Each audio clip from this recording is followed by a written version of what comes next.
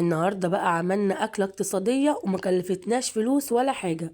تعالى أقولك بقى احنا جبنا ايه النهارده من السوق. النهارده ايه البسلة في السوق بكام؟ الكيلو ب15 جنيه. تمام. وجبنا ب5 جنيه جزر. ادي كده كام؟ 20 جنيه البسلة. طبعا الرز عندنا في البيت والشعرية عندنا في البيت. وجبنا حاجة السلطة دي ب10 جنيه. يبقى كام كده؟ 30 جنيه. وعملنا احلى اكله اقتصاديه ما كلفتناش فلوس خالص. بصي عملنا البسله الجميله دي باسهل طريقه. تمام. وتعالى اقولك هنعملها ازاي. انا جبت الكيلو من البسله وفرطته زي ما انت شايفه كده ونقعته في الميه. وطبعا احتاجنا نص كيلو من القوطه.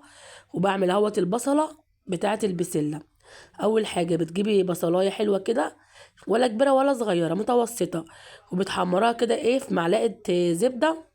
وبتنزلي بالبسلة على البصلاية بعد ما تحمر. وتديها تقليبة كده. لو انت حابة تحطي القوطة على البصل على طول تمام. بس انا بعملها بالطريقة دي. تمام. قلبتها تقلبتين كده في البصلاية ونزلت عليها بشوية فلفل اسود. ونزلت عليها بالقوطة الجميلة بتاعتنا دي. هقلب كده. بصي سهلة جدا ما بتاخدش معاكي وقت، وبجد أكلة جميلة جدا جدا ومغذية ومفيدة لأطفالك.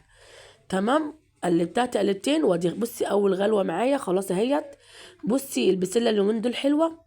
فالحقيقه جيبي كميه وخزنيها، هي مش غاليه ب15 جنيه.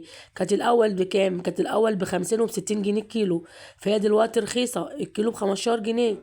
وعايزه اقول لك مسكره وجميله وما خدتش والله سوا. استوت على طول. وكده خلاص البسله معايا استوت اهيت. زي ما انت شايفاها كده والله ريحتها جميله جدا جدا. لو انت مش حابه تعمليها بالجزر ما تعملهاش بالجزر. حسب الرغبه. تعالي بقى نعمل الرز بتاعنا. انا معايا نص كيلو من الرز غسلته وحطيته كده في المصفى عشان ينشف من الميه. تمام. ومعايا ربع كيلو من الشعريه. جبت الحله بتاعتي ونزلت عليها بمعلقه كده من الزبده.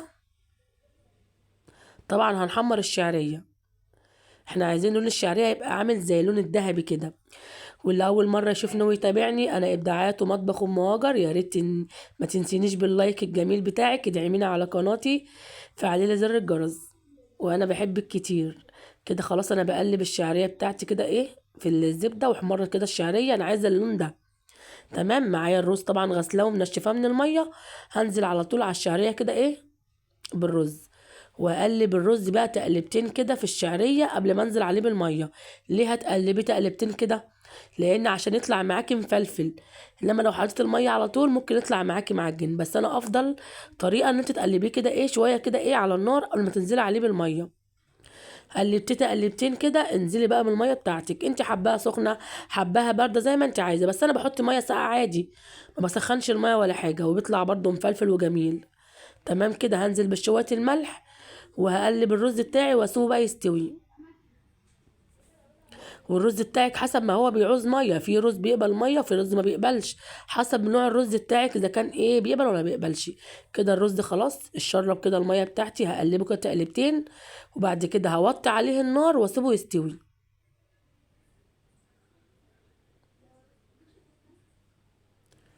بصي الرز خلاص استوى معايا اهوت. بصي مفلفل ومش معجن خالص.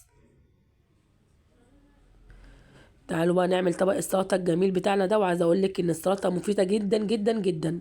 عملت طبق السلطه بتاعي الجميل. طبعا هو بصل وقوطه وخيار وفلفل وشبت. انت لو حابه تحطي جزر حطي، بس انا كده كده حاطه جزر في البسله. فانا ما حبيتش ان انا احط الجزر تاني في السلطه. وكده خلاص خلصنا الرز بتاعنا وطبق البسله وطبق السلطه والله العظيم كلنا وشبعنا. والحمد لله واكله مفيده وما كلفتناش فلوس. وفي نفس الوقت كلت وشبعتي. اوعي بقى تنسيني باللايك على القناة. وكل عام وانتم بخير.